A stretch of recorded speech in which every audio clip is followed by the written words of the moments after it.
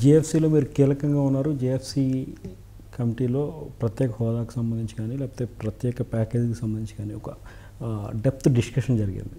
So ఈ depth డిస్కషన్లో మీకు ప్రత్యేక హోదా వల్ల కలిగే ప్రయోజనాలు ఏంటి, ఏమనిపించాయి? ప్రత్యేక ప్యాకేజీ వల్ల అంటే ఈ క్వశ్చన్ ఎందుకు అడుగుతున్నాం అంటే, ఇంతకుముందు చంద్రబాబు నాయుడు గారు మాట్లాడుతూ ప్రత్యేక ప్యాకేజీ వల్ల చాలా ప్రయోజనాలు ఉన్నాయని చెప్పారు. ప్రత్యేక హోదా కంటే కూడా ప్రత్యేక ప్యాకేజీకి ప్రయోజనాలు ఉన్నాయన్నారు. కానీ ఇప్పుడు యూటర్న్ తీసుకున్నారు, ప్రత్యేక హోదా వల్ల ఎక్కువ ప్రయోజనాలు ఉన్నాయని చెప్తున్నారు. సో మీ కమిటీ, ఈ జేఎఫ్సీ కమిటీ ఈ డీప్ అండ్ డెప్త్ డిస్కషన్ తర్వాత ఏమి తెలిసింది? ఈ ప్రత్యేక హోదా అన్నది ఇప్పుడు ఆంధ్ర రాష్ట్రంలో ఒక బ్రహ్మ పదార్థం అయిపోయింది. ప్రజలకి ఈ ప్రత్యేక హోదా మంచిదా, ప్రత్యేక ప్యాకేజ్ మంచిదా అన్న మీమాంస కలిగేటట్లు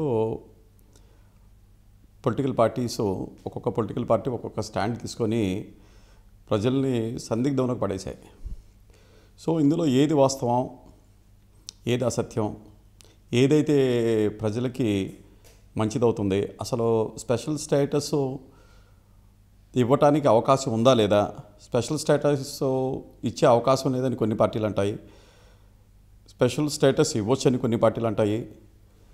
ప్రజలకి ఏదైతే స్పెషల్ స్టేటస్ అయితే మంచిదవుద్దా, స్పెషల్ ప్యాకేజ్ అయితే మేలు జరిగిద్దా, ఈ విషయంలో మేము చాలా ఇన్డెప్త్గా స్టడీ చేయడం జరిగింది మా కమిటీ సభ్యులందరూ. 14వ ఆర్థిక సంఘం నివేదిక వచ్చిన తర్వాత ఎటువంటి ఏ రాష్ట్రానికి కూడా స్పెషల్ ప్యాకేజీ, స్పెషల్ స్టేటస్ ఇవ్వలేము అన్న స్టాండ్ గవర్నమెంట్ ఆఫ్ ఇండియా తీసుకుంది. వాస్తవానికి చూస్తే మనకి ఆంధ్రప్రదేశ్ రాష్ట్రానికి స్పెషల్ కేటగిరీ స్టేటస్ ఇవ్వటం ఇది ఒక రకంగా మనకు హక్కు లాంటిది. ఎందుకంటే రాష్ట్ర విభజన జరిగే సమయంలో మన్మోహన్ సింగ్ గారు ప్రధానమంత్రిగా ఉన్నప్పుడు రాజ్యసభలో ఆయన ఇచ్చిన అష్యూరెన్సు తర్వాత అన్ని పార్టీలు దీని మీద ఒక అంగీకారానికి వచ్చిన తర్వాతనే రాష్ట్రానికి స్పెషల్ స్టేటస్ ఇవ్వాలని పట్టుబట్టాయి, అంగీకరించాయి. కాంగ్రెస్ అటు అంగీకరించింది, తర్వాత బీజేపీ పట్టుబట్టింది. బట్ సర్ప్రైజింగ్ విషయం ఏంటంటే, రాష్ట్ర విభజన జరిగిపోయిన తర్వాత ఏ పార్టీ అయితే ఈ స్పెషల్ స్టేటస్ కావాలి, 5 సంవత్సరాలు కాదు 10 సంవత్సరాలు ఇవ్వాలని డిమాండ్ చేసిందో ఆ పార్టీయే వెనక్కి వెళ్ళిపోయింది. ఇప్పుడు ఇవన్నీ ఏంటంటే, ఈ రాజకీయ క్రీడలో రాష్ట్రం నలిగిపోతూ ఉంది, రాష్ట్ర ప్రజలు నలిగిపోతూ ఉన్నారు. ఇప్పుడు మా ఒపీనియన్ ప్రకారం స్పెషల్ స్టేటస్ కేంద్ర ప్రభుత్వం కనుక నిజంగా ఇవ్వాలని నిర్ణయం తీసుకుంటే టెక్నికల్గా ఎటువంటి అవరోధం లేదు. ఎందుకంటే 14th ఫైనాన్స్ కమిషన్ ఎక్కడ ఏ రాష్ట్రానికి స్పెషల్ స్టేటస్ ఇవ్వద్దు, స్పెషల్ కేటగిరీ స్టేటస్ ఇవ్వద్దని ఎక్కడ చెప్పలేదు ఆ రిపోర్ట్లో. వాళ్ళు చెప్పింది ఏంటంటే, ఇంకా డివల్యూషన్ చేస్తున్నాం కాబట్టి స్పెషల్ కేటగిరీ స్టేటస్ ఇచ్చిన స్టేట్స్కి స్పెషల్ కేటగిరీ లేని స్టేట్స్కి పెద్ద డిఫరెన్స్ ఉండదు, ఇక్కడి నుంచి ఆ డిఫరెన్స్ని మేము ఐడెంటిఫై చేయట్లేదు అన్న విధంగా వాళ్ళు చెప్పారు. బట్ మన రాష్ట్ర విషయానికి వస్తే మన డెఫిసిట్ బడ్జెట్, మన రెవెన్యూ లోటు 2020 దాకా కంటిన్యూ అవుతుంది. 2014 నుంచి మన రాష్ట్ర విభజన జరిగినప్పుడు మనం 11వ ఫైనాన్స్ కమిషన్లో లాస్ట్ ఇయర్లో ఉన్నాం, అంటే 2014-15. తర్వాత 14th ఫైనాన్స్ కమిషన్ అమలు 2015 నుంచి 2020 దాకా ఉంటుంది, 5 సంవత్సరాలకి. సో ఆ రెవెన్యూ లోటు ఎక్కువ మన రాష్ట్రానికి ఉంది కాబట్టి, రాష్ట్ర విభజన తర్వాత ఆంధ్రప్రదేశ్ రాష్ట్రం చాలా విషయాల్లో రాజధాని కోల్పోయింది, తర్వాత రెవెన్యూ లోటు ఉంది, పారిశ్రామికీకరణ కూడా జరగాలి, అర్బన్ పాపులేషన్ తక్కువ ఉంది. ఇవన్నీ దృష్టిలో పెట్టుకొని స్పెషల్ స్టేటస్ ఇస్తే రాష్ట్రం మిగతా రాష్ట్రాలతో పాటు ఒక లెవెల్ ప్లేయింగ్ ఫీల్డ్కి రీచ్ అవుద్దనే ఉద్దేశంతో అప్పుడు కేంద్ర ప్రభుత్వం దీన్ని అంగీకరించింది. సో 2015-2016 రెవెన్యూ లోటుకు సంబంధించి 16,000 కోట్లకు పైగా ఆంధ్ర రాష్ట్రానికి రావాల్సింది లోటు ఉంది, రెవెన్యూ లోటు. సో దీన్ని కేంద్రమే భర్తీ చేయాలని చెప్తుంది రాష్ట్ర ప్రభుత్వం. వాస్తవంగా చూస్తే కేంద్ర ప్రభుత్వం ఇప్పటిదాకా ఏదైతే ఇచ్చిందో దగ్గర 4,000 కోట్ల దాకా 2014-2015 సంవత్సరం ఆర్థిక సంవత్సరానికి ఏదైతే రెవెన్యూ లోటు ఉందో దానికి నిమిత్తం ఇచ్చింది. బట్ స్టేట్ గవర్నమెంట్ ఏదైతే రెవెన్యూ లోటు అని కేంద్ర ప్రభుత్వానికి కొన్ని స్కీమ్స్ ప్రజెంట్ చేసిందో అది కేంద్ర ప్రభుత్వం అంగీకరించట్లేదు. ముఖ్యంగా దాంట్లో 4 స్కీమ్స్ ఉన్నాయి. ఒకటి రుణమాఫీ, రైతులకి ఇచ్చిన రుణమాఫీ. 2 పెన్షన్స్ ఇంక్రీజ్ చేశారు. ఎలక్షన్స్కి ముందు కన్నా ఇంతకుముందు ఎలక్షన్స్కి ముందు 200 రూపాయలు ఉండేవి వృద్ధాప్య పెన్షన్లో, ఓల్డ్ ఏజ్ పెన్షన్స్. ఆ తర్వాత మనం 1000 రూపాయలు చేయడం జరిగింది. 3వది వచ్చేసి డిస్కామ్స్కి ఇచ్చే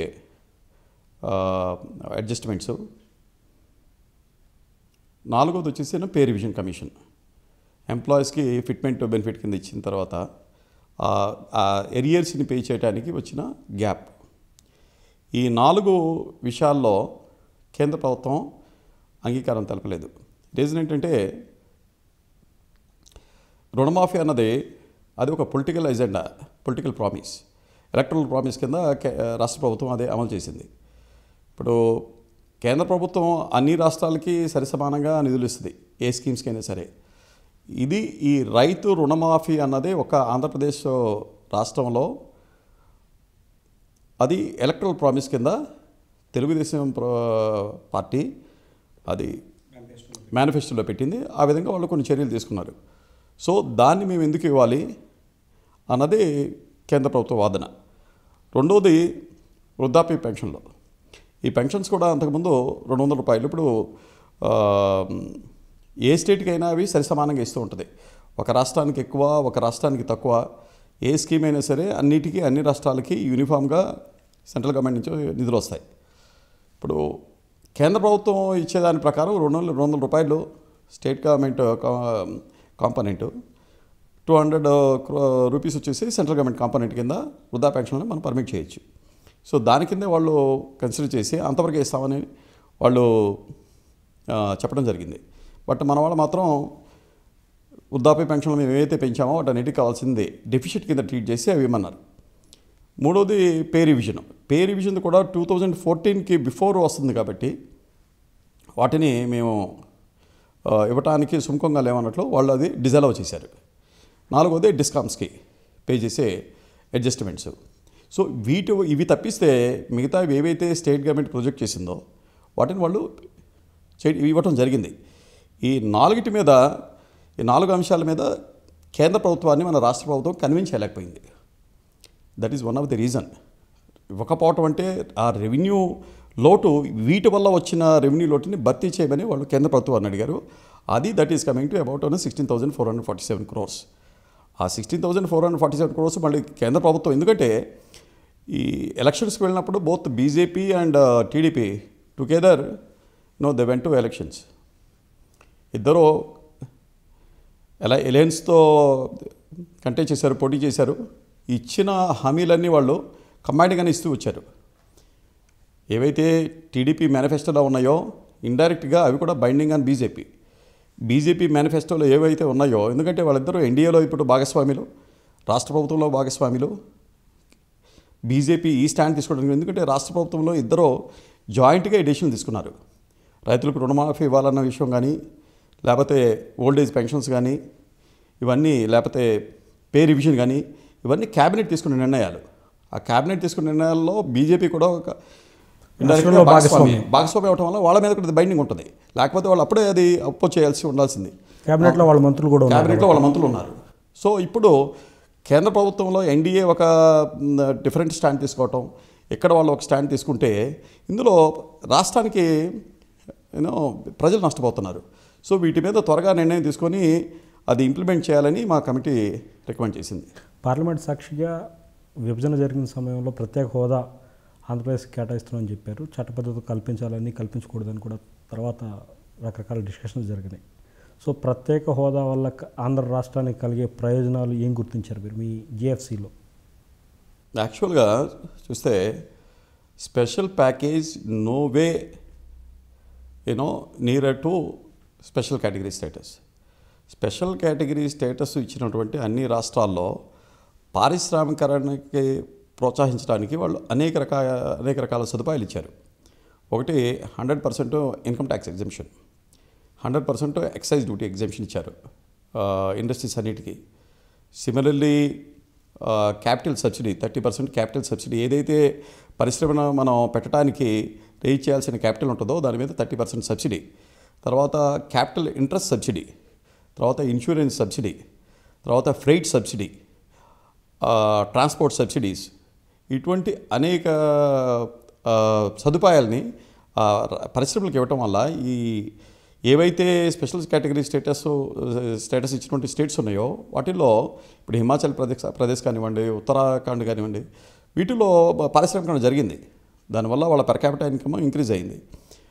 ఇప్పుడు చంద్రబాబు నాయుడు గారు గత 4 సంవత్సరాల్లో అనేక ఇన్వెస్ట్మెంట్ సమ్మిట్లో ఆర్గనైజ్ చేశాడు. దగ్గర 20 లక్షల కోట్ల రూపాయలు అగ్రిమెంట్లు చేసుకున్నారు, ఎంఓయూలు చేసుకున్నారు. ఇప్పటిదాకా వాస్తవానికి చూస్తే ఆ 20 లక్షల కోట్లలో 10% ఇన్వెస్ట్మెంట్స్ కూడా మన స్టేట్కి ఇంకా రాలేదు. ఆ యూనిట్స్ ఇంతవరకు గ్రౌండ్ అవ్వలేదు. ఎందుకంటే ఈ రాష్ట్రానికి, ఆంధ్రప్రదేశ్ రాష్ట్రానికి స్పెషల్ కేటగిరీ స్టేటస్ ఇస్తామని చెప్పినప్పుడు చాలామంది పారిశ్రామికవేత్తలకి ఏమనిపించిందంటే ఇక్కడ మనం ఇండస్ట్రియల్ యూనిట్ పెడితే మనకు కూడా చాలా ఇన్సెంటివ్స్ వస్తాయి, మనకి పన్ను రాయితీలు వస్తాయి, కాబట్టి ఇక్కడ పెట్టడానికి వాళ్ళు సుముఖత చూపించారు. అందుకే చాలామంది ఇంట్రెస్ట్ చూపిస్తున్నారు. రాష్ట్ర ప్రభుత్వంతో ఎంఓయూలు చేస్తున్నారు. బట్ ఆ ఎంఓయూలు ప్రాక్టికల్గా ఎందుకు రియలైజ్ అవ్వట్లేదు, అది మనం ఆలోచించాలి. రాకపోవడానికి కారణం ఏంటంటే వాళ్ళకి ఆంధ్రప్రదేశ్లో యూనిట్ నెలకొల్పటం వల్ల ఈరోజు స్పెషల్గా వాళ్ళకి వచ్చే ప్రయోజనం అంటే ఏమి లేదు. దానివల్ల ఈ ఎంఓయూలు పేపర్కే పరిమితం అయ్యాయి. మనమైతే పబ్లిసిటీ చేసుకుంటున్నాం, 20 లక్షల కోట్లు మేము ఎంఓయూలు చేశాము, బట్ ఫిజికల్గా ఎన్ని యూనిట్స్ ఇంతవరకు గ్రౌండ్ అయ్యాయి, ఎంత మనీ యాక్చువల్గా వచ్చిందని చూస్తే 10% కూడా ఇంతవరకు యూనిట్స్ గ్రౌండ్ అవ్వలేదు. మనీ 20 లక్షల ఇంతవరకు గ్రౌండ్ అవ్వలేదు, రాలేదు. దానికి మెయిన్ రీజన్ ఎటువంటి రాయితీలు, ప్రోత్సాహకాలు లేకపోవటం, నంబర్ 1. నంబర్ 2, ఇండస్ట్రీలకి ఇన్సెంటివ్స్ ఒక భాగం అయితే, రెండో భాగం సెంట్రల్లీ స్పాన్సర్డ్ స్కీమ్స్. ఏవైతే సెంటర్ నుంచి మనకి స్కీమ్స్ వస్తాయో వాటిల్లో ఏవైతే స్పెషల్ కేటగిరీ స్టేట్స్ ఉన్నాయో వాటికి 90% గ్రాంట్ వస్తుంది కేంద్ర ప్రభుత్వం నుంచి, 10% స్టేట్ కాంట్రిబ్యూషన్ ఉంటుంది. అదే నాన్ స్పెషల్ కేటగిరీ స్టేట్స్ అయితే మనకి అది 70% స్టేట్ కాంట్రిబ్యూషన్ ఉంటుంది, 30% వచ్చేసేమన్నా సెంటర్స్ కాంట్రిబ్యూషన్ ఉంటుంది. సో దానివల్ల స్పెషల్ కేటగిరీ స్టేటస్ ఉన్నటువంటి స్టేట్స్లో, ఎస్సీఎస్ స్టేట్స్లో అన్నిట్లో వాళ్ళకి చాలా పెద్ద మొత్తంలో నిధులు వస్తూ ఉంటాయి. రాష్ట్ర ప్రభుత్వం ఖజానా మీద తక్కువ వ్యయం పడుతూ ఉంటుంది. సో దాన్ని మనం కోల్పోతూ ఉన్నాం. స్పెషల్ కేటగిరీ స్టేటస్ ఇవ్వటం వల్ల మనకి కేంద్ర ప్రభుత్వం నుంచి వచ్చే స్కీమ్స్, సెంట్రల్ స్పాన్సర్డ్ స్కీమ్స్ కానివ్వండి, ఎక్స్టర్నల్ అసిస్టెడ్ ప్రాజెక్ట్స్కి వచ్చే నిధులు కానీ, అంటే మనం వరల్డ్ బ్యాంక్ నుంచి కానీ వేరే ఏడీబీ నుంచి కానీ తీసుకున్న రుణాల మీద 90% కేంద్ర ప్రభుత్వమే భరిస్తుంది. ఆ ప్రయోజనం మనకి వీఆర్ లూజింగ్. సో అందువల్ల 2 రకాలుగా మనం నష్టపోతున్నాం. స్పెషల్ ప్యాకేజ్ అంటూ వీళ్ళు ఏదైతే నిర్ణయం తీసుకున్నారో మధ్యలో కేంద్ర ప్రభుత్వం ఆంధ్రప్రదేశ్కి స్పెషల్ స్టేటస్తో వచ్చే ప్రయోజనాలు ఏవైతే ఉన్నాయో దానికి ఈక్వలెంట్ ప్యాకేజ్ మేము అనౌన్స్ చేస్తున్నామని చెప్పి వాళ్ళు సెప్టెంబర్ 2016లో అనౌన్స్ చేశారు. నిజానికి చూస్తే ఇది ఒక ఐవాష అనిపిస్తుంది. ఈ రోజు వరకు రాష్ట్ర ప్రభుత్వానికి ఆ స్పెషల్ ప్యాకేజ్ నుంచి ₹1 రాలేదు. ఇప్పుడు నౌ వీఆర్ ఇన్ 2016లో వాళ్ళు అనౌన్స్ చేశారు ఆర్భాటంగా. మన రాష్ట్ర ప్రభుత్వం కూడా దానికి అంగీకారం తెలిపింది. మన ముఖ్యమంత్రి గారు అంగీకారం తెలిపారు. మన వాళ్ళు కూడా కేంద్ర ప్రభుత్వం ఏదో పెద్ద ప్యాకేజ్ ఇచ్చి, పెద్ద లడ్డు ఇచ్చేసినట్టు మన వాళ్ళు ఫీల్ అయిపోయారు. ఇప్పటిదాకా చూస్తే స్పెషల్ ప్యాకేజ్ కింద రాష్ట్ర ప్రభుత్వానికి ₹1 రాలేదు. కేంద్ర ప్రభుత్వం స్పెషల్ ప్యాకేజ్ కూడా చాలా కండిషన్స్తో ఒక పర్టికులర్ స్కీమ్కి మాత్రమే అది పర్మిట్ చేసింది. అది ఎక్స్టర్నల్ ఎయిడెడ్ ప్రాజెక్ట్స్కి. దానికి ఏదైతే మీరు లోన్లు తీసుకుంటారో 2015 నుంచి 2020 దాకా తీసుకునే లోన్స్, ఆ లోన్ రీపేమెంటు, ఇంట్రెస్ట్ రీపేమెంట్కి మాత్రమే ఖర్చు చేయాలి అనే ఒక కండిషన్ పెట్టింది. మనకా చూస్తేనేమో ఎక్స్టర్నల్ ఎయిడెడ్ ప్రాజెక్ట్స్ తక్కువ, రాష్ట్ర ప్రభుత్వం పెద్దగా ఖర్చు పెట్టిందంటూ ఏమీ లేదు. దానివల్ల ఆ స్కీమ్ కింద, స్పెషల్ ప్యాకేజ్ కింద మనకి రాష్ట్ర ప్రభుత్వానికి ఇప్పుడు మనకి శాంక్షన్ అయిన ప్రాజెక్ట్స్ అని చూస్తే 4-5 వేల కోట్ల రూపాయల కన్నా వచ్చే ఆస్కారమే లేదు. సో దానివల్ల స్పెషల్ ప్యాకేజీ తీసుకోవటం వల్ల ఎటువంటి ప్రయోజనం రాష్ట్రానికి చేకూరదు. నెంబర్ 2, ప్యాకేజీ వాళ్ళు ఇచ్చినా 4,000 కోట్లు ఇస్తారో 10,000 కోట్లు ఇస్తారో ఎంత ఇచ్చినా, ఇప్పుడు మన వాళ్ళు క్యాలిక్యులేట్ చేశారు స్పెషల్ ప్యాకేజ్ కింద 16,000 కోట్ల రూపాయలు రావాలి, 16,447 కోట్లు రావాలని. అది ఎలా క్యాలిక్యులేట్ చేశారు? అది స్టేట్ గవర్నమెంట్ క్యాలిక్యులేట్ చేసింది, సెంట్రల్ గవర్నమెంట్ క్యాలిక్యులేట్ చేయలేదు. ఇది సెంట్రల్ స్పాన్సర్డ్ స్కీమ్స్కి 90% కనుక కేంద్ర ప్రభుత్వం నుంచి మాకు గ్రాంట్ ఇస్తే ఇంత వచ్చి ఉండేది, ఇంత రావాలి అని ఆ లెక్కలో వేసి 16,447 కోట్లు ఇమ్మని అడుగుతున్నారు. బట్ కేంద్ర ప్రభుత్వం దానికి అంగీకారం తెలపలేదు. ఇది ఇంత ఇస్తామని. బట్ ఎక్స్టర్నల్ ఎయిడెడ్ ప్రాజెక్ట్స్కి ఎంతైతే మీ శాంక్షన్ ఉన్నాయో వాటి వరకు ఇస్తామని చెప్తున్నారు. అది ఎంత అన్నది ఇంకా తేలాల్సిన అవసరం ఉంది. బట్ ఇప్పుడు నేను చెప్పిన విధంగా స్పెషల్ ప్యాకేజ్ తీసుకోవటం వల్ల ప్రజలకి అనుకునే ప్రయోజనం అంటే ఏమీ లేదు. స్పెషల్ స్టేటస్ రావటం వల్ల మనకి ఎక్కువ ఇండస్ట్రియల్ యూనిట్స్ వస్తాయి. అది రావటం వల్ల ఎంప్లాయ్మెంట్ జనరేట్ అవుతుంది, పిల్లలకి ఉద్యోగాలు వస్తాయి, వాళ్ళ ఇన్కమ్ పెరుగుతుంది, రాష్ట్రం సర్వంతో అభివృద్ధి చెందుతుంది. స్పెషల్ ప్యాకేజ్ తీసుకోవటమే మనం చేసిన యాక్సెప్ట్ చేయటం మనం చేసిన పెద్ద తప్పిదం. అది నా పర్సనల్ ఒపీనియన్. ఇప్పటికైనా సరే స్పెషల్ ప్యాకేజ్ ద్వారా మనకి ఎటువంటి బెనిఫిట్స్ రాలేదు కాబట్టి ఈ రోజు వరకు దాన్ని మనం యూనిలాటరల్గా రిజెక్ట్ చేయొచ్చు అనిపిస్తుంది. ఇకపోతే స్పెషల్ కేటగిరీ స్టేటస్ మన రాష్ట్రానికి ఇవ్వచ్చా లేదా అన్న దాని మీద అది మేము లీగల్గా వెరిఫై చేస్తే స్పెషల్ కేటగిరీ కేంద్ర ప్రభుత్వం డిసైడ్ చేసుకుంటే 1 డేలో ఎగ్జిక్యూటివ్ ఆర్డర్ ద్వారా మనకి స్పెషల్ కేటగిరీ స్టేటస్ ఇవ్వచ్చు. ఎందుకంటే మార్చి 2014లోనే యూనియన్ క్యాబినెట్ అంటే కేంద్ర ప్రభుత్వం ఏదైతే నిర్ణయం తీసుకుందో, ప్రైమ్ మినిస్టర్ ఏదైతే కమిట్మెంట్ ఇచ్చాడో రాజ్యసభలో, దానికి అనుగుణంగా కేంద్ర cabinet already union cabinet March 2014లోనే దాన్ని అప్రూవ్ చేసింది, శాంక్షన్ చేసేసింది. ఇంకా only they were suppose to issue the executive order. ఇప్పుడు ఏవైతే 11 రాష్ట్రాల్లో స్పెషల్ స్టేటస్ ఇప్పుడు ఇంప్లిమెంటేషన్లో ఉందో అది ఇంకా ఇంప్లిమెంటేషన్లోనే ఉంది. వాళ్ళు విత్డ్రా చేయలేదు. ఇప్పుడు ఈ కొత్త స్టేట్స్కి ఇవ్వలేదని చెప్తున్నారు. బట్ ఇస్తున్న స్టేట్స్కి ఇంతవరకు అది విత్డ్రా చేయలేదు. జమ్మూ కాశ్మీర్కి విత్డ్రా చేయలేదు, ఉత్తరాఖండ్కి విత్డ్రా చేయలేదు, హిమాచల్ ప్రదేశ్కి విత్డ్రా చేయలేదు. వాటికి 90-10 గ్రాంట్స్ ఇస్తూనే ఉన్నారు. ఇంకా ఆ రేషియోలో సెంట్రల్ స్పాన్సర్డ్ స్కీమ్స్కి ఎక్స్టర్నల్ ఎయిడ్ ప్రాజెక్ట్స్కి 90-10 రేషియోలో ఇంకా ఇస్తున్నారు. ప్లస్ బడ్జెట్ రెవెన్యూ లోటుని వాళ్ళు భర్తీ చేస్తూనే ఉన్నారు.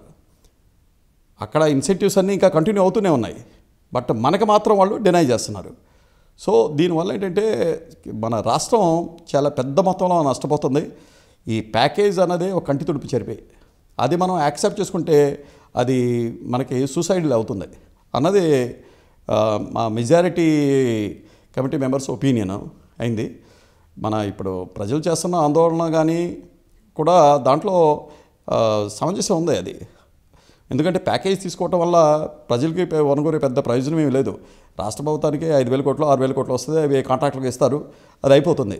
బట్ మనకి ఇండస్ట్రియలైజేషన్ కావాలన్నా, ఎంప్లాయ్మెంట్ జనరేట్ అవ్వాలన్నా, ఆల్రౌండ్ డెవలప్మెంట్ అవ్వాలన్నా మనకి స్పెషల్ స్టేటస్ ఇవ్వడం వల్ల ఒక 10 సంవత్సరాలు 15 సంవత్సరాలు స్పెషల్ స్టేటస్ ఇస్తే కొత్త ఇండస్ట్రీస్ రావడానికి ఆస్కారం ఉంటుంది, ఎంప్లాయ్మెంట్ జనరేట్ అవడానికి ఆస్కారం ఉంటుంది. ప్రత్యేక హోదా రేషియో ఎట్లా ఉంటుంది, ప్రత్యేక ప్యాకేజ్ రేషియో ఎట్లా ఉంటుంది? ఇప్పుడు ప్రత్యేక ప్యాకేజీ నేను చెప్పాను. ప్రత్యేక ప్యాకేజ్ అన్నది అన్ని స్కీమ్స్కి వాళ్ళు అప్లై చేయట్లేదు, ఓన్లీ ఎక్స్టర్నల్ ఎయిడెడ్ ప్రాజెక్ట్స్ వరకే చేస్తున్నారు. బట్ అన్ఫార్చునేట్గా ఏమైందంటే దురదృష్టవశాత్తు గత 4 సంవత్సరాల్లో మనకి ఎక్స్టర్నల్ ఎయిడెడ్ ప్రాజెక్ట్స్ అంటే పెద్దగా శాంక్షన్ ఏమి అవ్వలేదు, మనం టేకప్ చేయలేదు.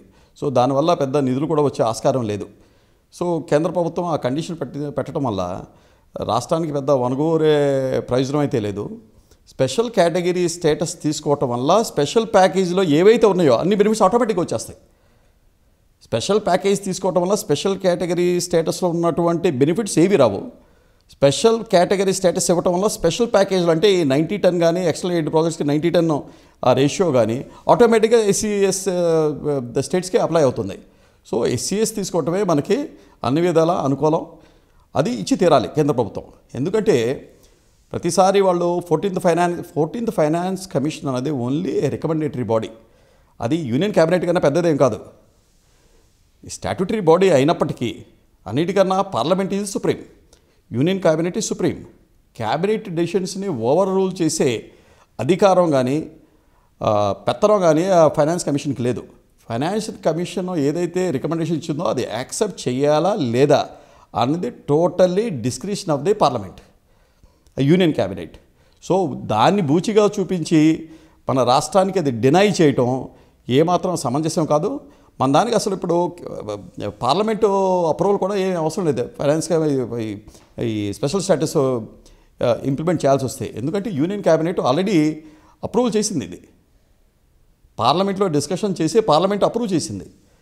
అది ప్రైమ్ మినిస్టర్ పార్లమెంట్ హౌస్లో ఏదైతే ఇచ్చాడో మన స్టేట్ రీఆర్గనైజేషన్ యాక్ట్కి రిలేటెడ్ డిస్కషన్లోనే ఇవన్నీ అష్యూరెన్స్ ఇవ్వడం జరిగింది. They become part and parcel of the act.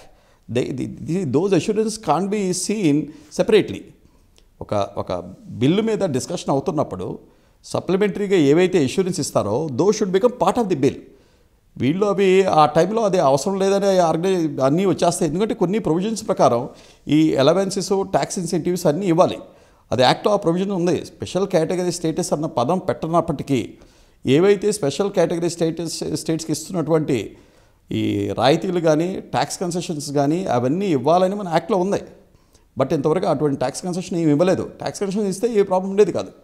So ఇప్పుడు ఈ 14th ఫైనాన్స్ కమిషన్ని అది బూచిగా చూపించి అది డినై చేయటం ఏమాత్రం సమంజసం కాదు. అది ఇవ్వాలనుకుంటే ఇచ్చేయచ్చు. దాన్ని పొలిటిసైజ్ చేసి రాజకీయ లబ్ధి గురించి వాళ్ళు డెసిషన్స్ తీసుకొని అవాయిడ్ చేద్దాం అనుకుంటే ఎన్ని రకాల ఎక్స్క్యూజ్లు అయినా చూపించవచ్చు. ఆ రకమైన కారణాలు చూపించి ఇప్పుడు అది డినై చేస్తున్నారని మా మెజారిటీ సభ్యుల ఒపీనియన్. 2014 నుంచి 2018 వరకు అంటే 4 సంవత్సరాల కాలంలో కేంద్రం నుంచి రాష్ట్రానికి రావాల్సిన నిధులు రాకపోయినప్పటికీ రాష్ట్ర ప్రభుత్వం సైలెంట్గా ఎందుకుంది, కారణం ఏంటి? సో జిఎఫ్సి దీని మీద చర్చించిందా? చర్చించిన తర్వాత ఏం చెప్పింది? ఒకటి ఇందులో స్పష్టంగా ఒకటైతే అర్థమైంది. ఇందులో కేంద్ర ప్రభుత్వం ఒక నిర్లక్ష్య వైఖరి అనుసరిస్తూ వచ్చింది. రాష్ట్ర ప్రభుత్వం అసమర్థత కూడా దీంట్లో చాలా కొట్టొచ్చినట్టు కనిపిస్తుంది. రీజన్ ఏంటంటే ఇప్పుడు 4 సంవత్సరాలు మనం సైలెంట్గా ఉండి కేంద్ర ప్రభుత్వం అన్యాయం చేస్తుందని తెలిసినా కూడా కొన్ని విషయాల్లో మనం సైలెంట్గా ఉండి ఏ రీజన్స్ వల్ల సైలెంట్గా ఉన్నామైతే నాకైతే తెలియట్లేదు. అవి మనం డే 1 నుంచే 2014 నుంచి 2 జూన్ మంది state it has coming to force. అప్పటి నుంచే ప్రతి డిమాండ్ గురించి మనం ఇనిషియేట్ చేసి వాళ్ళ మీద ప్రెషర్ తీసుకొచ్చినట్టయితే ఇప్పటివరకు చాలా వరకు అవి ట్రాన్స్లేట్ అయ్యి ఉండే. బట్ ఇప్పుడు లాస్ట్ 4 బడ్జెట్లో మనం సైలెంట్గా ఉన్నాం. ఇప్పుడు 5వ బడ్జెట్, ఫైనల్ బడ్జెట్. ఈ బడ్జెట్లో ఏమీ పెట్టలేదు వాళ్ళు. సో ఈ బడ్జెట్లో పెట్టకపోతే ఇంక ఇచ్చే ఆస్కారమే లేదు.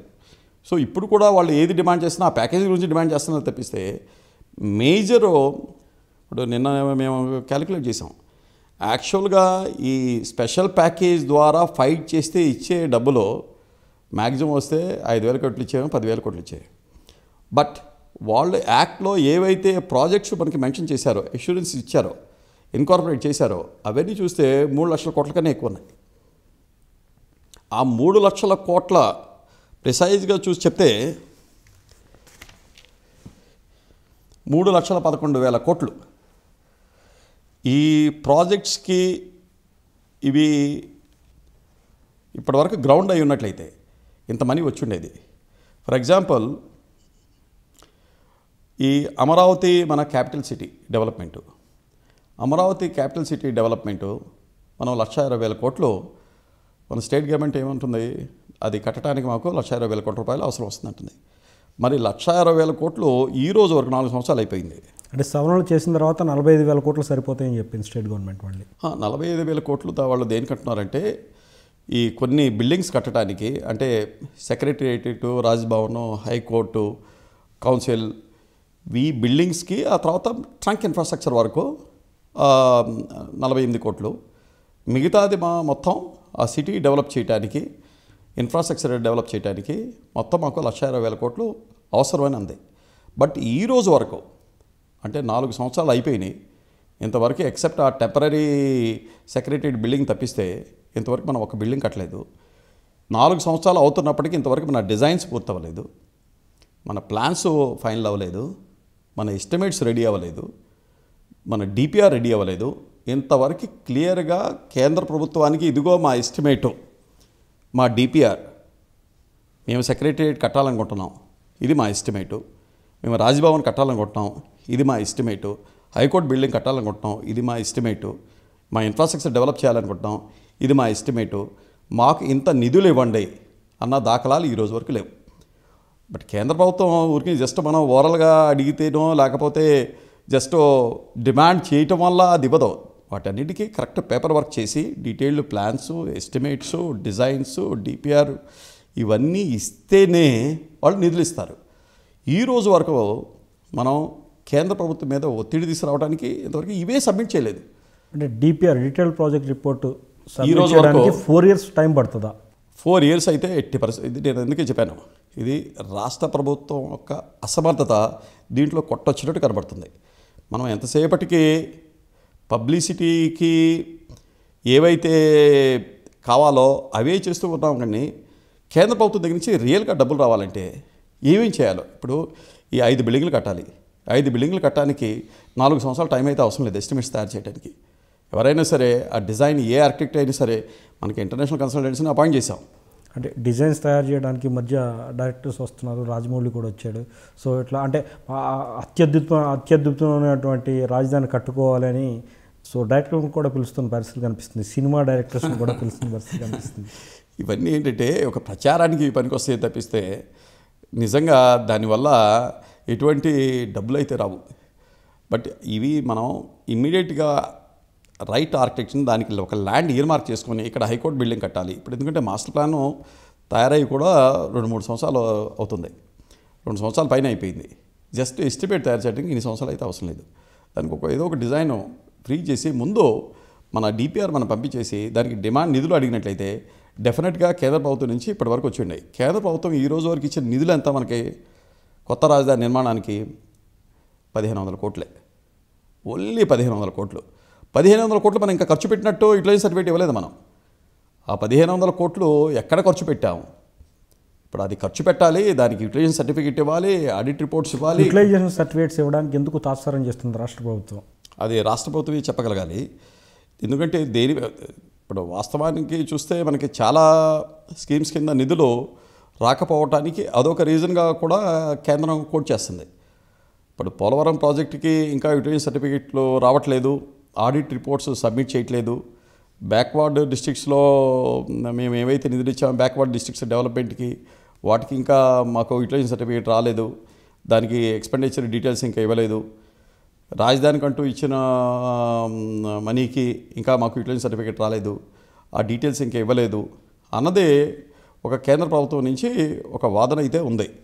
బట్ మనం మనీ అడగటానికి ముందు మన వైపు నుంచి ఆ ప్రణాళికలు తయారయ్యాయా, ఆ రిపోర్ట్లు సబ్మిట్ చేశామా అన్నది చూస్తే మనం ఇంతవరకు వాటిలో చాలా వెనకంజలో ఉన్నాము. ఇందాక చెప్పాను 3,11,000 కోట్లకి కావాల్సిన అష్యూరెన్సెస్ యాక్ట్లో ఉన్నాయి. ఏమంటే ఇప్పుడు అమరావతి డెవలప్మెంట్ మన కొత్త క్యాపిటల్ సిటీ నిర్మాణం చేసి ఇస్తాము అని కేంద్ర ప్రభుత్వం అంగీకారం తెలిపింది. బట్ దానికి తగ్గ విధంగా ఇంతవరకు మన డీటెయిల్ ఎస్టిమేట్స్ వెళ్ళలేదు కేంద్ర ప్రభుత్వం దగ్గరికి. దానివల్ల మనకి 1,20,000 కోట్లలో ఇప్పుడు ముందే మనం పంపించేసి ఉన్నట్లయితే ఎంతో కొంత వచ్చి ఉండేది. 10,000 కోట్లు, 20,000 కోట్లు, 30,000 కోట్లు ఎంతైతే కేంద్ర ప్రభుత్వం అంగీకరించేదో అది వచ్చి ఉండేది. దానివల్ల ఈ రోజు వరకు మనకి 1,20,000 కోట్లో 1% కూడా ఇంతవరకు చెప్పాను 1,500 కోట్లు మాత్రమే ఇచ్చారు.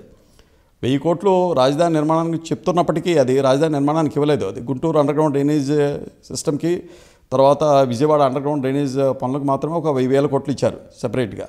ఇది కలిపితే 2,500 కోట్లు మాత్రం ఇప్పటివరకు ఇచ్చారు. రాజధాని నిమిత్తం అంటే ఇచ్చింది ఓన్లీ 1,500 కోట్లే. అందులో కూడా మన నిర్లక్ష్యం కూడా కొట్టొచ్చినట్టు కనిపిస్తుంది. ఎందుకంటే మనం కేంద్ర ప్రభుత్వం వెనక పడి ఈ ప్రాజెక్ట్స్ అన్ని సబ్మిట్ చేసి ఎంతో కొంత నిధులు మనం తీసుకొచ్చేసి అది డెవలప్ చేయాల్సిన అవసరం. ఇప్పుడు 4 సంవత్సరాలు అయిపోతున్నప్పటికీ ఇంతవరకు ఒక బిల్డింగ్ మనం స్టార్ట్ చేయలేదు. అవి ఇంకెంతకాలం పట్టిద్దో.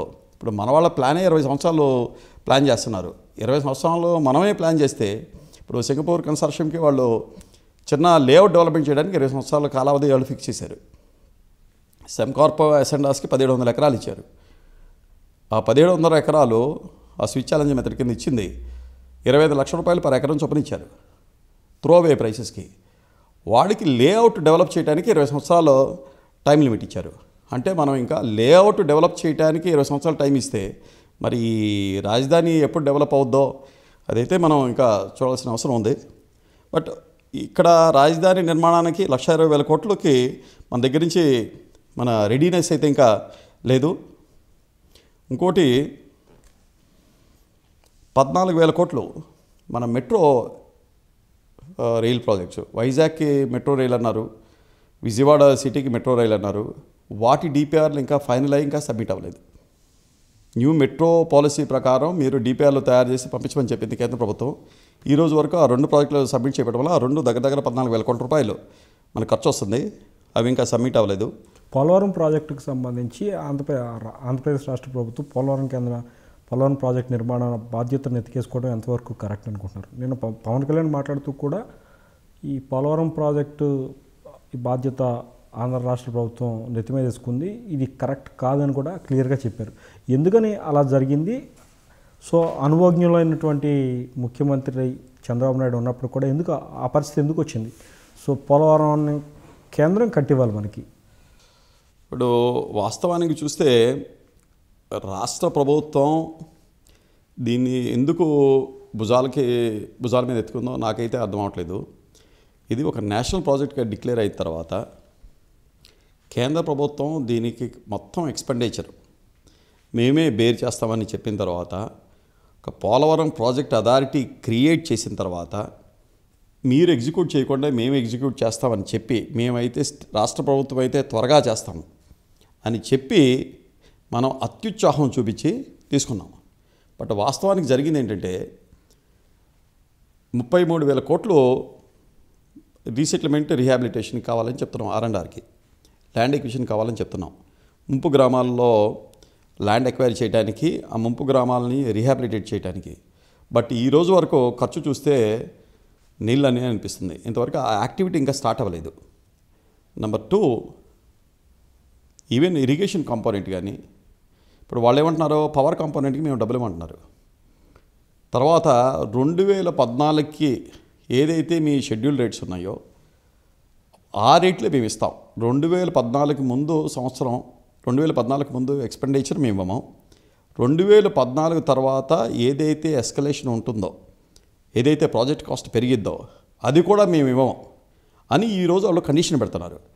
కేంద్ర ప్రభుత్వం అదే వాళ్ళే ఇంప్లిమెంట్ చేస్తే కాస్ట్తో సంబంధం లేదు, ఎంత కాస్ట్ అయినా సరే. అది ఇప్పుడు ఈరోజు మన వాళ్ళు 58,000 కోట్లు అని చెప్తున్నారు రివైజ్డ్ ఎస్టిమేట్ కాస్ట్. ఆ రివైజ్డ్ ఎస్టిమేట్ కాస్ట్ కూడా మొన్న January 2018లో సెంట్రల్ వాటర్ కమిషన్కి సబ్మిట్ చేశారు విత్ కంప్లైన్సెస్. అంటే గత 4 సంవత్సరాల్లో మన ఎస్టిమేట్ కూడా మనం అప్రూవ్ చేయించుకోలేకపోయాం. అంటే డీటెయిల్ ఎస్టిమేట్స్ కావాల్సిన ఎస్టిమేట్స్ ఇంతవరకు ఎస్టిమేట్స్ శాంక్షన్ అవ్వకపోతే నిధులు ఇప్పుడు వస్తాయి? ఇప్పటిదాకా మనకు వచ్చిన నిధులు చూస్తే గత 4 సంవత్సరాల్లో మొత్తం అయిన వరకు ఓన్లీ 8,000 కోట్లు. దాంట్లో ఒక 5,000 కోట్లు గవర్నమెంట్ ఆఫ్ ఇండియా ఇచ్చింది, ఇంకా 3,000 కోట్లు ఇంకా రావాల్సింది ఉంది.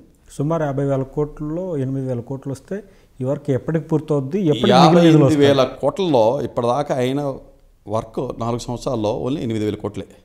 ఇంకా 50,000 కోట్లకి సంబంధించిన వర్క్ అవ్వాల్సింది ఉంది. ఈ 50,000 కోట్లు ఇప్పుడు 2019 కల్లా మనం ప్రాజెక్ట్ కంప్లీట్ చేస్తామని చెప్పాం. ఇంతకుముందు రాష్ట్ర ప్రభుత్వం కనుక ఇది తలకెత్తుకుంటే మేము 2019 కల్లా కంప్లీట్ చేస్తాం. మరి ఏమన్నా ఆ డైరెక్షన్లో అయిందా? లేదు. మనకి కాంట్రాక్టర్స్ని ఫైనల్ చేయడానికి టైం పట్టింది, ఎస్టిమేట్స్ రివైజ్ చేయడానికి టైం పట్టింది.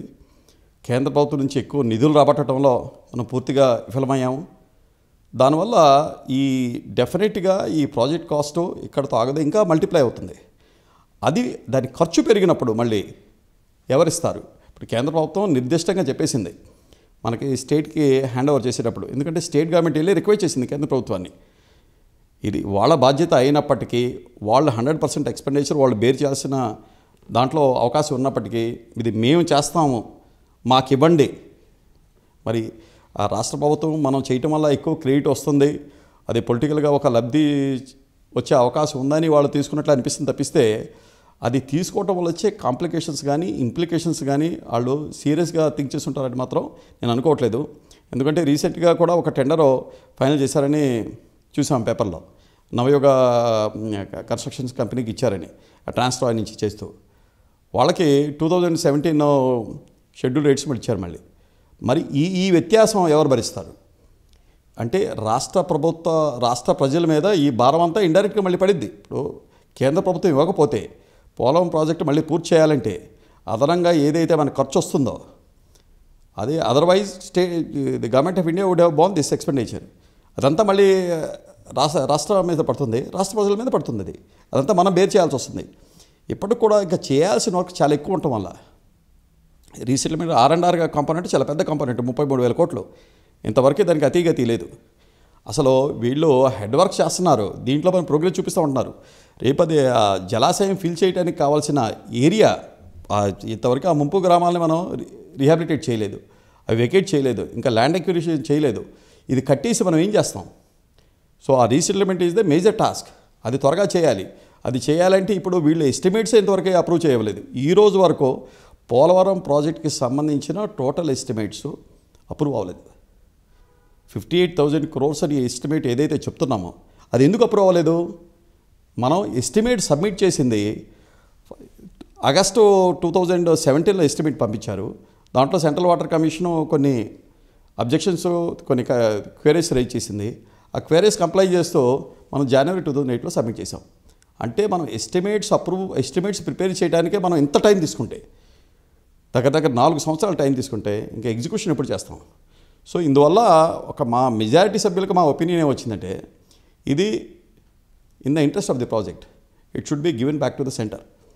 ఎందుకంటే కాస్ట్ ఇంప్లికేషన్స్ వల్ల ఇప్పుడు స్టేట్ గవర్నమెంట్ రేపు దీని కాస్ట్ అయితే 100% పెరగబోతుంది. 2014 ప్రైసెస్తో, ఎందుకంటే గవర్నమెంట్ ఆఫ్ ఇండియా ఎస్కలేషన్ ఇవ్వడానికి ఒప్పుకోవట్లేదు. రాష్ట్ర ప్రభుత్వం ఎగ్జిక్యూట్ చేస్తే 2019లో 2020లో 2014 రేట్ల ప్రకారం కాంట్రాక్టులు పనిచేయరు, రేట్లు పెరుగుతాయి. రేట్లు పెరిగినప్పుడు కేంద్ర ప్రభుత్వం ఫండ్స్ ఇవ్వదు. ఆ ఎస్కలేషన్ ఇవ్వకపోతే మరి ఆ బడ్డీని అంతా రాష్ట్ర ప్రభుత్వం మీద పడింది. రాష్ట్ర ప్రభుత్వం ఇప్పుడే మాకు రెవెన్యూ లోటు అంటున్నారు. 2020 తర్వాత కూడా రెవెన్యూ లోటు కంటిన్యూ అయ్యే అవకాశం ఉంది. ఎందుకంటే ఇప్పటికే మనకి ఈ 5 yearsలోనే మనకి 22,000 కోట్ల రెవెన్యూ లోటు ఉంది. అదే కేంద్ర ప్రభుత్వం భర్తీ చేస్తుంది డివల్యూషన్ ద్వారా. ఈ ఎడిషనల్ కాస్ట్ మళ్ళీ బేర్ చేయడానికి మన దగ్గర డబ్బులు ఎక్కడ ఉన్నాయి? సో ఇది అన్నెసరీగా మనం ఆర్భాటాలకు పోయి ఆ ప్రాజెక్ట్ని మన నెత్తి మీద పెట్టుకోవటం వల్ల ఆ ప్రాజెక్ట్ ఇంకా డిలే అవుతుందా అన్నది మెయిన్ కన్సర్న్ అయితే మా అందరికీ అనిపించింది. అది ఇప్పటికైనా కేంద్ర ప్రభుత్వంకి ఇస్తే త్వరగా అవుద్దేమో అనిపిస్తుంది. బట్ రాష్ట్ర ప్రభుత్వం చేయాలనే వాళ్ళ డిటర్మినేషన్ ఉంటే, బట్ ఈ ఎస్టిమేట్స్ అన్నీ క్లియర్గా అప్రూవ్ చేయించుకొని ముందే ఈ ఎస్కలేషన్ కూడా ఇంక్లూడింగ్ ఎస్కలేషన్ ఇస్తామని కేంద్ర ప్రభుత్వం దగ్గర నుంచి హామీ తీసుకొని ఇన్ రైటింగ్ ముందుకెళ్ళటం మంచిది.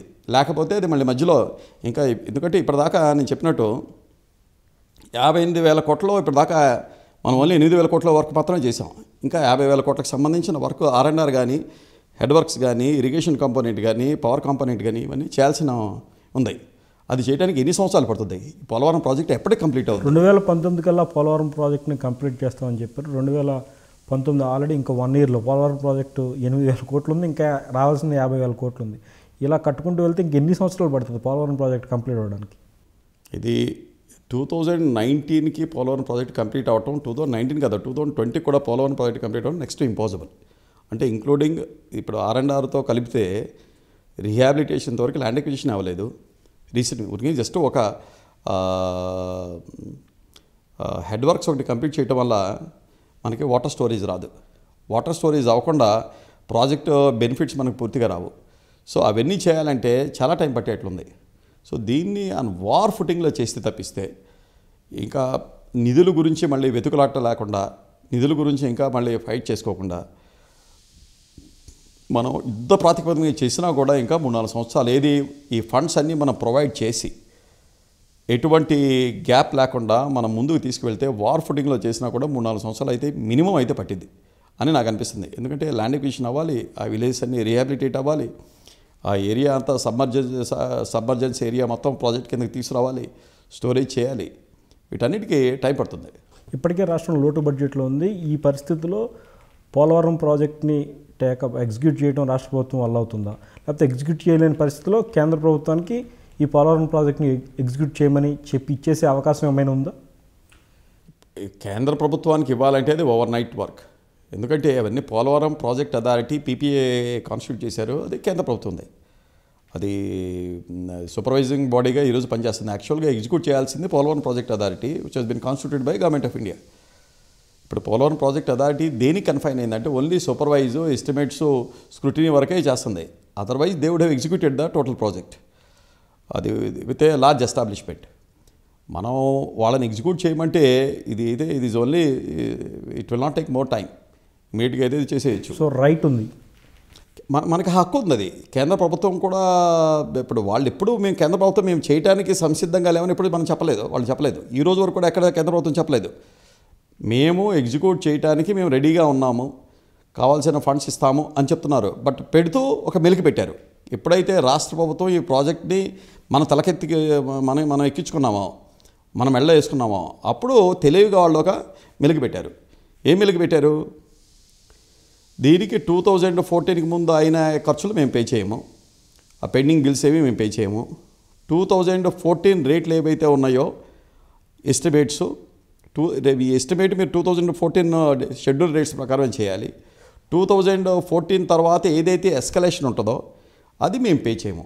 అది వాళ్ళ కండిషన్ పెట్టినా కూడా మనం ఆ ప్రాజెక్ట్ని తీసుకోవటం నాకైతే మూర్ఖత్వం అనిపించింది. సో మూర్ఖత్వం అనుకుంటారా, ఇంకేమైనా కారణాలు ఏమైనా ఆర్థిక కారణాలు ఏమైనా అనుకుంటున్నారా? రాష్ట్ర ప్రభుత్వం దీన్ని నెత్తికెత్తుకోవడం వల్ల పోలవరం ప్రాజెక్ట్ అనే నిర్మాణం అది లోగుట్టు పెరుమాళ్ళ కిరక అంటారు, అది వాళ్ళకి తెలియాలి ఏంటన్నది. ఒక ఇంటెన్షన్ అయితే ఉండొచ్చు డెఫినెట్గా, ఎందుకంటే క్రెడిట్ రాష్ట్ర ప్రభుత్వానికి వస్తుంది చేస్తే. ఎలక్షన్లను దృష్టిలో పెట్టుకొని మళ్ళీ ప్రజలకి చెప్పొచ్చు మేము ఈ ప్రాజెక్ట్ని మేము ఎగ్జిక్యూట్ చేసాం, మేము కాబట్టి ఎగ్జిక్యూట్ చేసాం అని నెక్స్ట్ ఎలక్షన్కి ముందు ఆ ప్రాజెక్ట్ చేసి ఆ కొంత క్రెడిట్ తీసుకోవటం వల్ల డెఫినెట్గా మళ్ళీ కొన్ని ఆ పార్టీలకి ఉపయోగపడుతుంది. కాబట్టి ఆ ఉద్దేశంతో వాళ్ళు చేసి ఉండొచ్చు అనుకుంటున్నా. బట్ ప్రాజెక్ట్ ఇంట్రెస్ట్ చూస్తే మాత్రం సెంట్రల్ గవర్నమెంట్ ఇప్పుడు అగ్రి అయినట్లయితే 100% ఎక్స్పెండిచర్ మేము ఇస్తాము, మీరు ఎగ్జిక్యూట్ చేయండి, ఎటువంటి మెలికలు పెట్టకుండా ఇస్తే ప్రాబ్లం లేదు. బట్ ఇప్పుడు అన్నీ వాళ్ళు మెలికలు పెట్టారు. ఈ మెలికలు పెట్టడం వల్లనే వచ్చిన మెయిన్ ప్రాబ్లం ఈ ప్రాజెక్ట్ ఎస్కలేషన్ని ఎవరు బేర్ చేస్తారు? ఎందుకు ఒక కాంట్రాక్టర్ నుంచి ఇంకో కాంట్రాక్ట్కి షిఫ్ట్ చేయడానికి they have taken so much time. కేంద్ర ప్రభుత్వం మధ్యలో అగ్రీ అవ్వలేదు కాంట్రాక్టర్ని చేంజ్ చేయడానికి, దానివల్లే ఎక్కువ కాలయాపన జరిగింది. ఇప్పుడు అటువంటి ఇంకా ఎన్ని ప్రాబ్లమ్స్ పోయి ఫ్యూచర్లో ఇప్పుడు స్టేట్కి సెంటర్కి ఏమాత్రం డిఫరెన్సెస్ వస్తే ప్రాజెక్ట్ సఫర్ అవుతుంది, ఇండైరెక్ట్గా ప్రజలు సఫర్ అవుతారు, ఆ ప్రాజెక్ట్ మళ్ళీ డిలే అయిపోతుంది. ప్రాజెక్ట్ డిలే అవ్వడం వల్ల రాష్ట్ర రైతాంగం చాలా నష్టపోతుంది, రైతులకు నష్టం దొరికింది. ఇప్పుడు కృష్ణా డెల్టాకి నీళ్ళు వస్తాయనుకుంటున్నాము, తెలంగాణకి నీళ్ళు వస్తాయనుకుంటున్నాము, విశాఖకి తాగునీళ్ళు వస్తాయనుకుంటున్నాం, మనకి పవర్ జనరేషన్ కెపాసిటీ పెరిగింది, ఇవన్నీ మళ్ళీ డిలే అయిపోతాయి.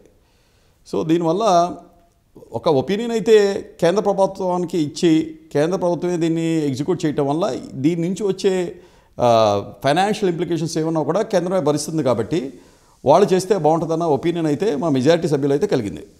సో ఏమన్నా రికమెండ్ చేస్తున్నారా రాష్ట్ర ప్రయోజనాలు దృష్టిలో పెట్టుకుని, రాష్ట్ర ప్రజల ప్రయోజనాలను దృష్టిలో పెట్టుకుని జీఎఫ్సీ ప్రస్తుతానికి రాష్ట్ర ప్రభుత్వం చేస్తుంది కాబట్టి బట్ ఆ ప్రాజెక్ట్ కావాల్సిన 100% నిధులు అయితే మాత్రం కేంద్రం ప్రొవైడ్ చేయాలి. Subject to that state government should implement అన్న విధంగా మేము రికమెండ్ చేసాం.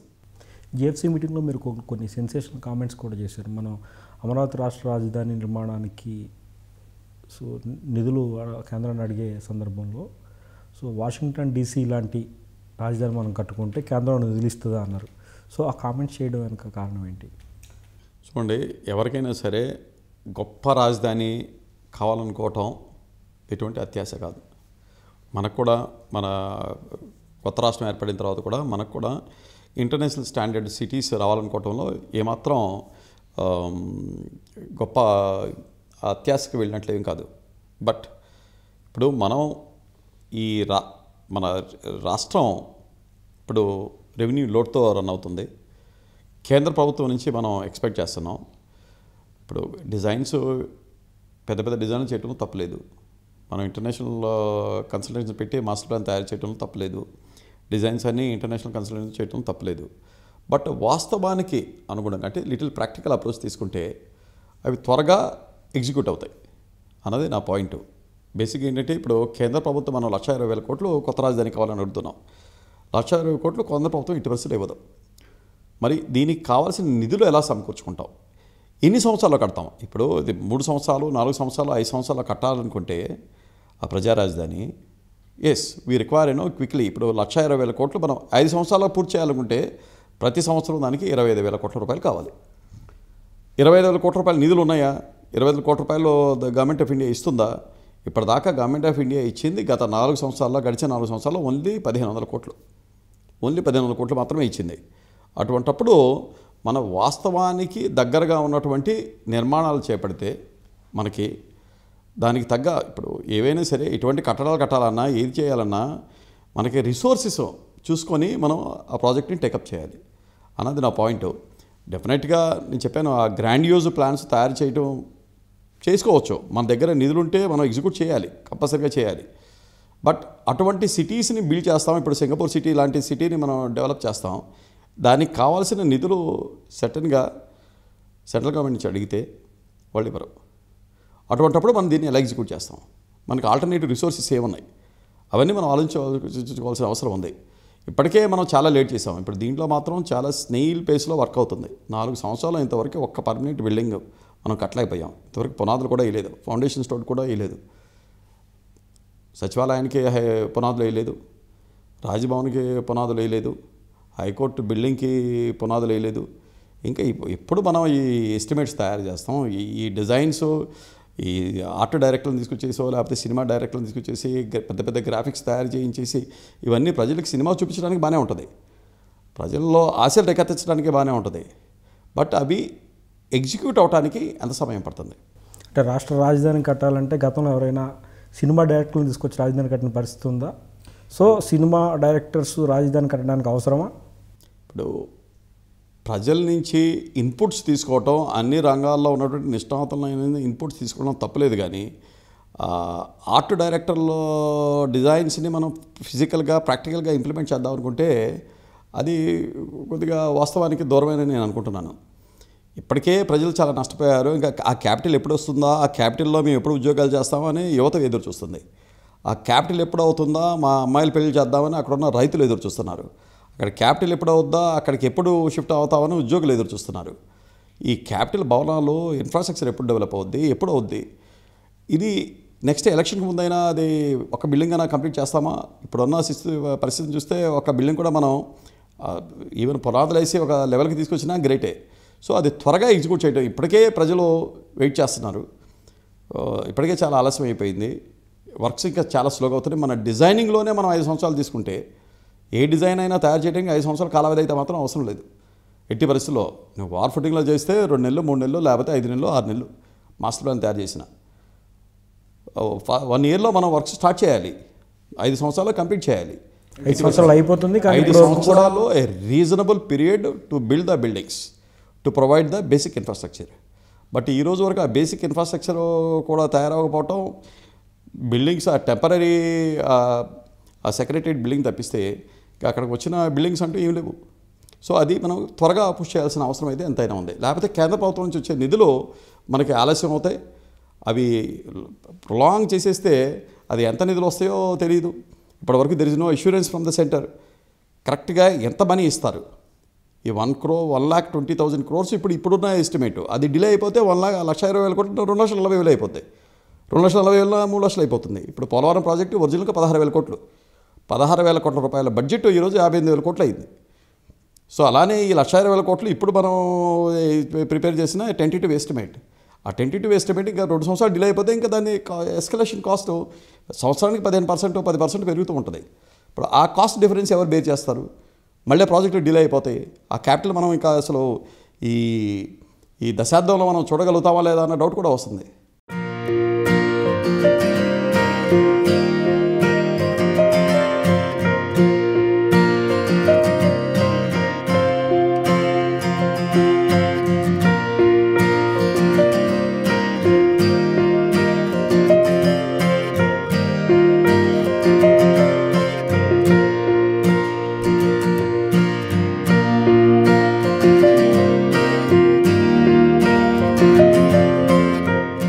ఇలాంటి మరిన్ని మంచి వీడియోలు కావాలని కోరుకుంటున్నారా? అయితే పక్కనే ఉన్న గంట సింబల్ను క్లిక్ చేయండి. అలాగే సబ్స్క్రైబ్ చేయండి.